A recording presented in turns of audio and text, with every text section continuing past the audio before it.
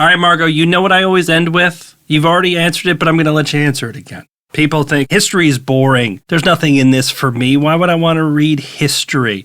I put one of those poor misguided souls in front of you, and they say, why should I read this? Margot, what are you going to say?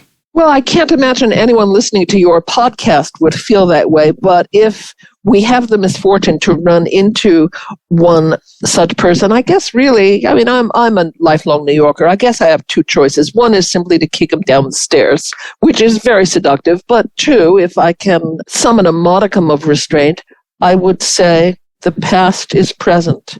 The past itself is much more nuanced and much more bifurcated than we were generally taught in school.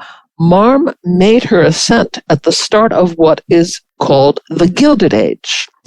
So uptown, you had titans of industry like Vanderbilts, Astors, Rockefellers, building these rococo mansions, lined with gold and silk and old master paintings. Downtown, you had people of Marm's cohort, much less fortunate and less business savvy than she, living in tenement poverty. It's important to remember that too was the dark, rarely seen underside of the Gilded Age.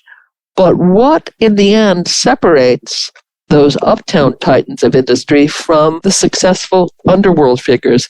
Because the uptown guys were called robber barons for a reason.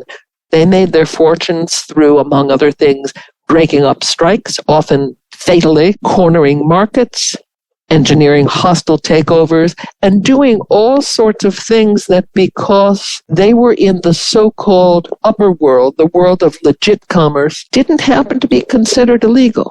So what I would leave my inquisitor, whom I have spared being kicked down the stairs with, is this. There's a wonderful quote from Bertolt Brecht, which translates very loosely as, which is the greater crime, to rob a bank or to found one?